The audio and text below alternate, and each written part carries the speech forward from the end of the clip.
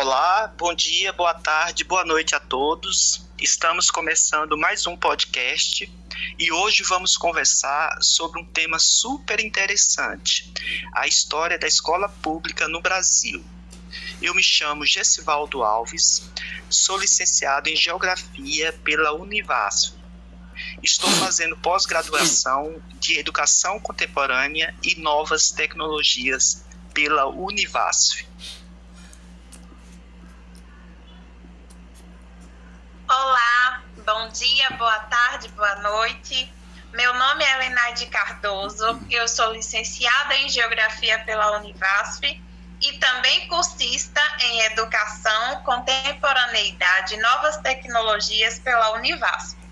E hoje iremos bater um papo legal com os nossos convidados e colegas cursistas em Educação, Contemporaneidade e Novas Tecnologias pela Univasf. Eu irei apresentar o cursista 1, Jauar Neru, evangelista da Cunha Silva. Ele é graduado em Tecnologia de Segurança Pública pelo Centro Universitário Leonardo da Vinci, Uniaselv, acadêmico em Física do Instituto Federal do Sertão Pernambucano, Campus Petrolina, técnico em Segurança Pública pela Academia Integrada de Defesa Social, ACIDES Pernambuco, e Extensão Matemática pela Universidade Federal de Goiás, UFG, cursista em Educação, Contemporaneidade e Novas Tecnologias pela Univasf e bolsista do Programa Institucional de Iniciação à Docência, PIBID, do IF Sertão Pernambucano, pela CAPES, ano 2023-2024. Eita currículo, hein?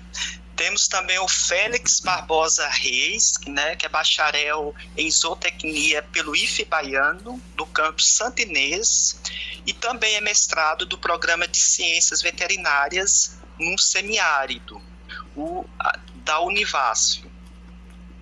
Temos também o cursista Israel de Souza Ramos. Israel é licenciado em Língua Portuguesa e suas literaturas pela UP, pós-graduado em Língua Portuguesa e suas literaturas pela instituição FACESP. E temos a cursista Franciane Nogueira de Moraes, licenciada em Ciências Biológicas pela UPE e cursista de Educação, Contemporaneidade e Novas Tecnologias pela Univasf.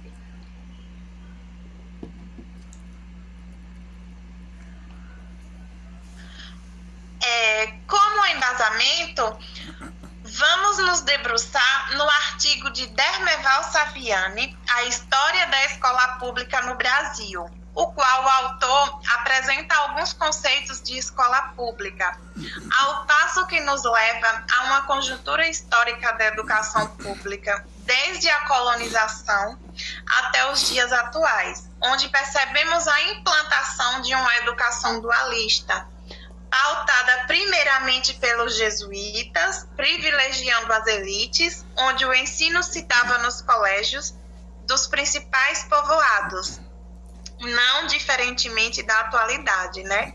Quando se fala em ensino fundamental na rede pública, consiste em um ensino aligerado, um ensino empurrado, né?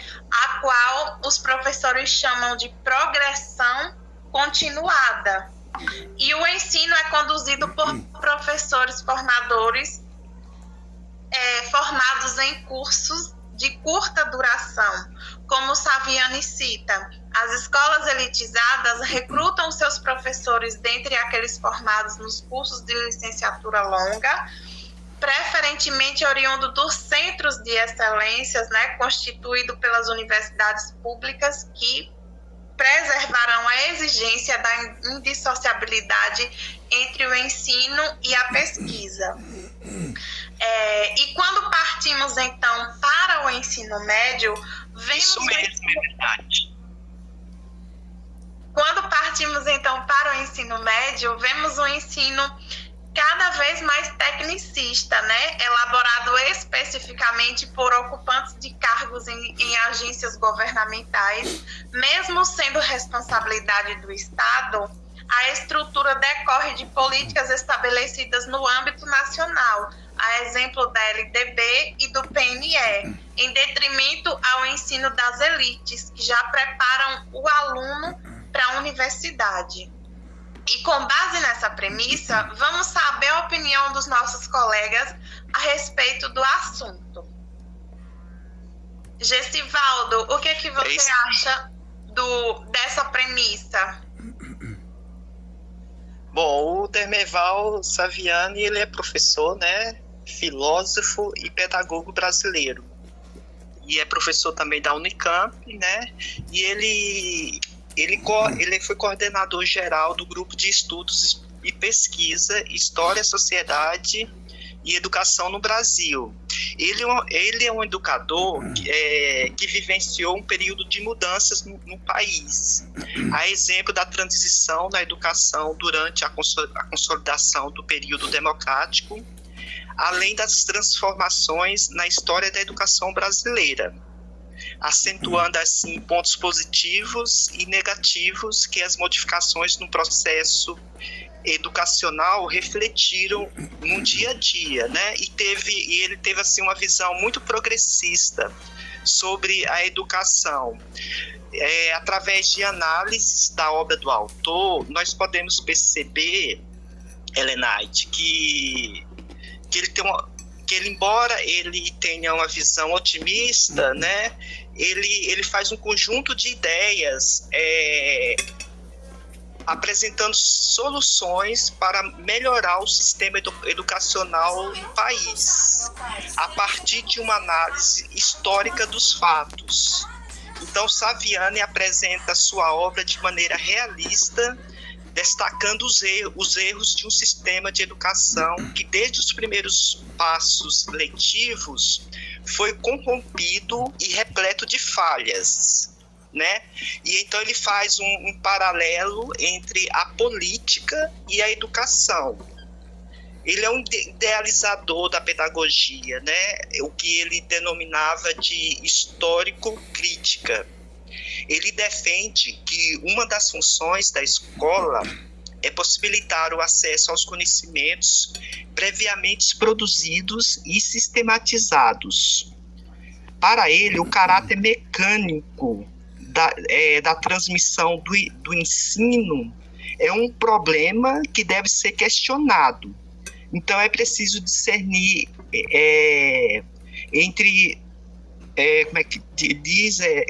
é preciso discernir entre aqueles conhecimentos que precisam ser transmitidos e aqueles que não precisam ser transmitidos, otimizando assim o currículo nas escolas.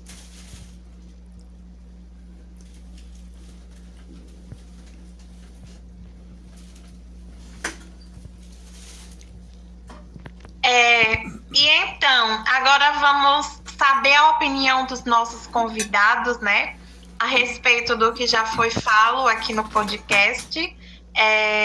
Jauhar Halal, em poucas palavras, como podemos descrever a história da escola pública no Brasil? Boa noite a todos, bom dia, né, boa tarde para quem vai estar assistindo aí o podcast. Agradeço pelo convite. Como falou, né, eu sou o Jauhar Halal Neru, evangelista Cunha da Silva.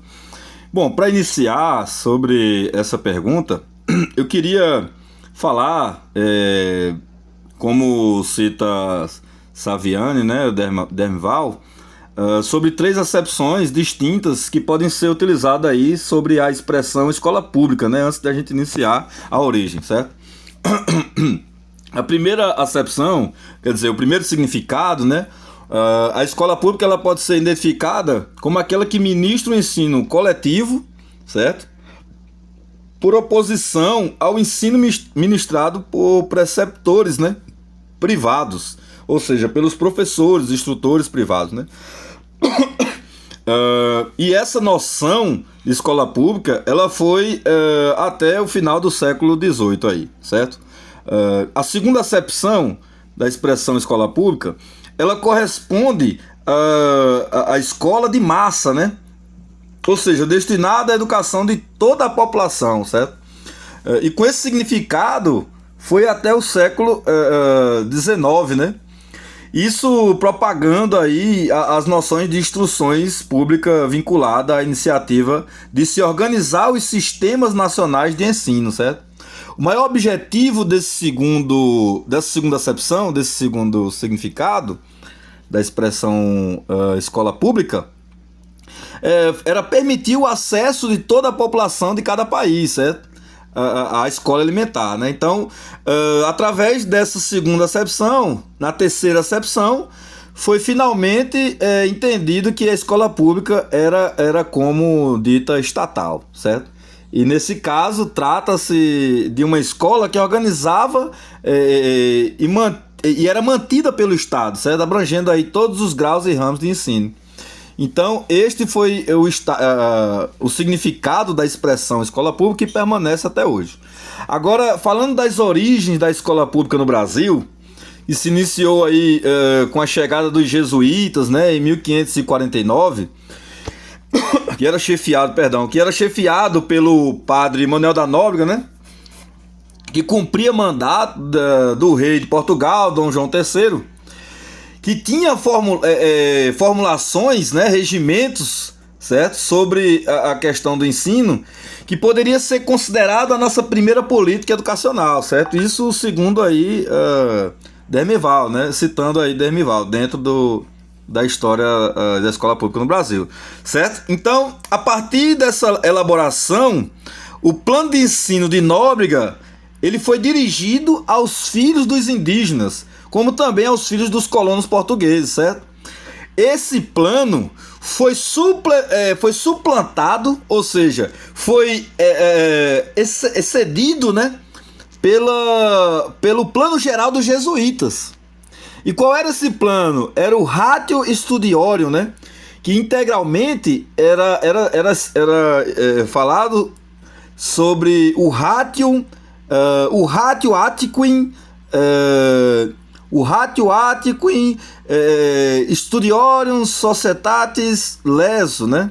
Que era a organização e era o plano e organização do ensino da Companhia de Jesus, que poderia ser conhecido também como o sistema e organização da Companhia de Jesus, certo?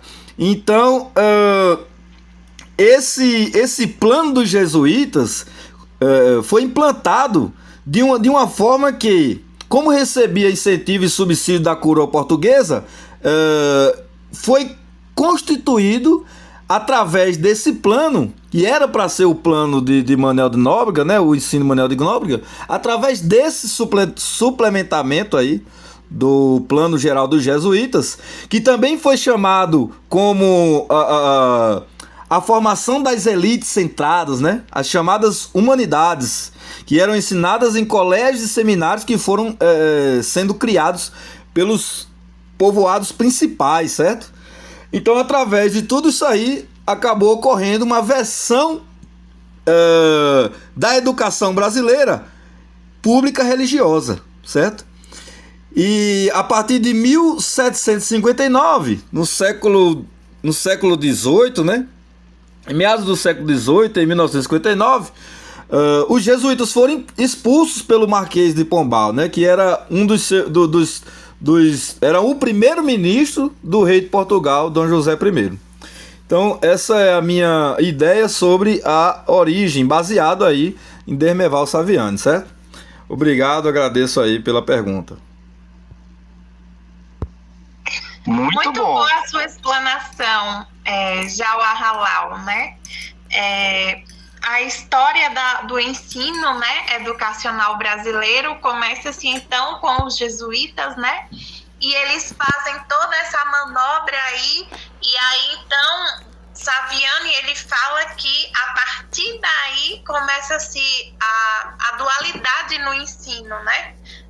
A separação, as elites e o proletariado. Félix, Para você, Félix, o que significa, a grosso modo, uma educação democrática? E qual o papel das religiões e das políticas partidárias nessa perspectiva? Bom dia, boa tarde, boa noite a todos, né, nossos ouvintes aí. Em relação à educação, né, no Brasil, eu vejo que ela nunca foi democrática, né? E a gente sabe que quem escolhe essas leis, né, que faz a LDB, né, que é as leis de direitos de base, e a Política Nacional de Educação, são aquelas pessoas do alto escalão, né, que trabalham lá no governo. Apesar de que a educação ainda ser fragmentada, né, cada estado tem a responsabilidade pela educação do seu estado, né, mas a lei maior, ela vem lá do Ministério da Educação, vem dessas pessoas, né, tem o seu alto escalão lá em cima, né, e são pessoas que criam essas leis e não sabem da vivência, da realidade das escolas. Não são professores, não sabem o dia a dia daquela vivência ali, daquele ambiente, né? Pois dessa questão, né, de não saber a nossa realidade. Então, essas leis são jogadas, grosso modo, né, em cima dos alunos, e simplesmente todos vão receber essas leis e vão estudar o que eles propõem. Então, a educação, eu vejo que ela nunca foi democrática, e nas escolas, às vezes, existe a participação dos pais, né, dos professores, da sociedade, mas simplesmente em alguns pontos específicos, para alguma reunião simples, que vai resolver coisas internas, falar sobre notas, frequências, dentre outra coisa, né? E o aprender mesmo, para falar sobre a educação, as disciplinas, os conteúdos, o que vai ser decorrido, debatido dentro da escola lá, não existe uma participação da sociedade. E em relação à religião e à política, né? A política eu vejo que ela influencia nessa parte, né? Onde a sociedade não escolhe, não pode escolher, né? O que é melhor, e são impostas essas leis sem que a sociedade nem pode escolher o que é mais viável para ela. E sobre a questão da religião, né, Salviano ele começa falando, né, do contexto histórico, e que inicialmente quem comandava o Brasil, né, na colônia, que ainda não era Brasil, eram os jesuítas. Aí veio a lei, né, de Dom João III, né, que era o rei de Portugal, para que o ensino fosse tanto para os índios quanto para os filhos dos colonos, dos portugueses, né? Era para ser uma educação igualitária, mas os padres jesuítas começaram esse momento separatista desde então. Para os filhos dos colonos, a elite era uma educação melhor, e para os indígenas era uma educação a qual eles queriam, era diferente. E o modo de ensinar, né? E Salviano, ele compara, né, com os dias atuais, a educação. Também, desse modo, a reforma do ensino médio, mesmo nessa inclusão, nessa introdução, né, do ensino médio,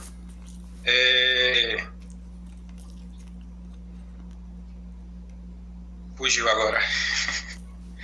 Enfim, eles têm essa questão focado mais para a questão das elites, né? Focado aquele ensino mais para o pessoal da universidade, que eles tenham um ensino superior melhor para que venha ter profissões privilegiadas, vamos dizer assim.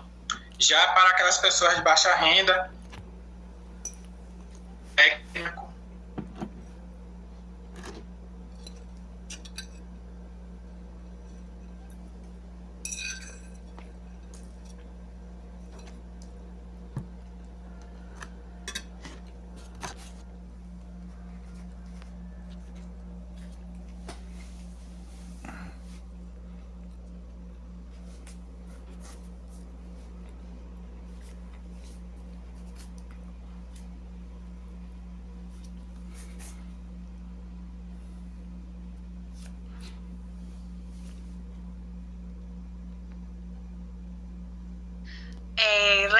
ao Félix. Muito boa a sua explanação.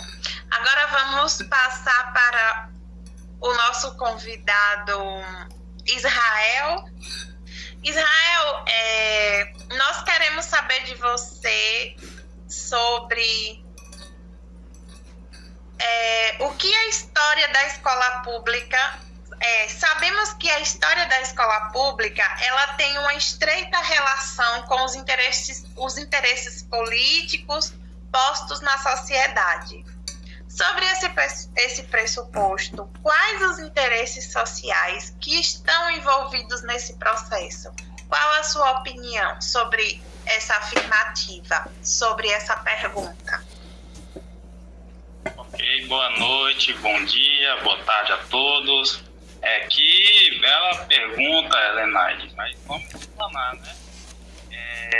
A história da educação pública no Brasil está, de fato, ligada aos interesses políticos e sociais da sociedade em que ela se desenvolve, né? Diferentes interesses sociais estão envolvidos nesse processo. Dependendo do contexto histórico, cultural, econômico, político, existem várias formas de analisar as relações entre o currículo e os ideais de poder, dependendo do contexto em que está inserido. Em geral, o currículo é uma construção social que reflete as ideologias, os valores e os interesses de diferentes grupos que detêm o poder na sociedade. Uma das formas mais comuns de se observar essa relação é através da análise dos conteúdos que são selecionados para serem ensinados dentro da escola, né?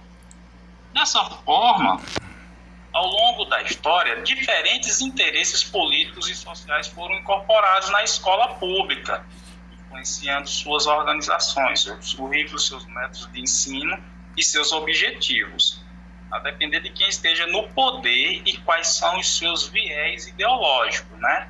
A escola torna-se um espaço político partidário, aí é onde está a questão, né?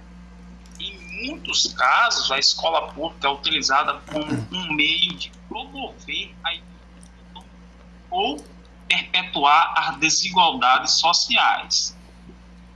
Com essas ideias, a escola pública pode ser utilizada como uma ferramenta para doutrinar os estudantes e reforçar as ideologias de propósitos classistas, em que, para eles, as classes sociais ficam bem definidas e inalteráveis. Em sociedades capitalistas, né, a escola pública pode ser utilizada para reproduzir a hierarquia social, preparando os estudantes para ocuparem diferentes posições da estrutura econômica e social, né? Portanto, os interesses sociais envolvidos na história da escola variam de acordo com o contexto histórico e político em questão. A depender de quem esteja no podemos nos deparar com um viés, né? Seja um viés voltado para as classes, aí classes baixas ou classes. O propósito é separar a sociedade em classes e manter o status quo.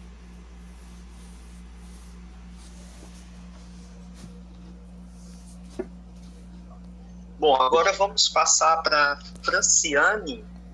Franciane, atualmente há uma profunda discussão nos meios de comunicação, sobretudo nas redes sociais, sobre o novo ensino médio. Enquanto isso contribuiria para aumentar ainda mais as desigualdades sociais no Brasil. Mas ainda há quem defenda essas mudanças. Eu queria saber de você, Franciane, na prática, o que há de vantagem e desvantagens nessa nova reforma do ensino médio?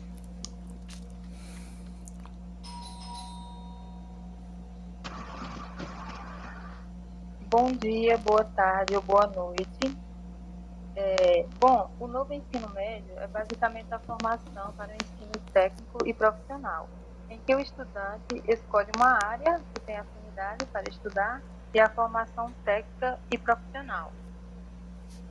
Segundo Saviani, no artigo mencionado, no Brasil a diferenciação com relação à oferta do ensino é um problema de políticas educacionais anteriores, porém se faz presente na política educacional atual, seja na reforma do ensino médio ou quando se advoga no ensino superior os centros de excelência a ministrar aulas às elites com ensino de qualidade articulado com a pesquisa, em contraste com instituições com ensino sem pesquisa. Então, a reforma do ensino médio gera desigualdades sociais e acarreta também na desestimulação do estudante da escola pública a ingressar na universidade e também na sobrecarga dos professores que ministrarão disciplinas para as quais não possuem formação. E também as escolas indígenas, quilombolas, rurais, assentamento, EJA, educação de jovens e adultos e regiões pobres são escolas com menos itinerários formativos, piorando ainda mais o ensino público. Pelo que foi observado por professores em escolas que já aderiram ao novo ensino médio, os estudantes saem sem perspectiva para o ensino superior e também sem direção para o mercado de trabalho. Então, ainda não enxergo vantagens na reforma do ensino médio. Em suma, é isso. Ok, Franciane. Legal, Franciane. Então, a Franciane falou algo que me despertou também, né? Com relação ao ensino tecnicista. Porque quando aquele aluno do ensino médio está em um ensino médio técnico, ele está fazendo ali um curso voltado para o mercado de trabalho. Logo, quando esse aluno estiver formado, logicamente ele vai querer entrar no mercado de trabalho, ele vai querer trabalhar, ele vai querer ganhar o seu dinheiro e não mais pensar em continuar os seus estudos, né? Fazer uma graduação e, enfim, dar continuidade aos seus estudos, né? Então, essa reforma do ensino médio, como o Félix mesmo falou, que quando essas diretrizes vêm, elas são feitas por pessoas do alto escalão de lá de cima, e aí elas nos atingem, fazendo com que a gente não possa nem escolher o que a gente quer estudar. Então, a gente vive uma educação não democrática ainda, porque a gente tem que estudar o que vem e não o que a gente deseja e não o que a gente precisa, né? Não é isso, Gesivaldo? É isso mesmo, Elinaide. Então, a gente deixa aí como leitura, né, a história da escola pública no Brasil, de Derneval Saviani, uma ótima leitura. E assim finalizamos mais um podcast. Uma boa noite a todos e obrigado a todos os participantes. Até a próxima. Boa noite, valeu, galera. Boa noite a um abraço. todos e obrigada pela participação. Valeu, muito bom. Obrigado pelo convite.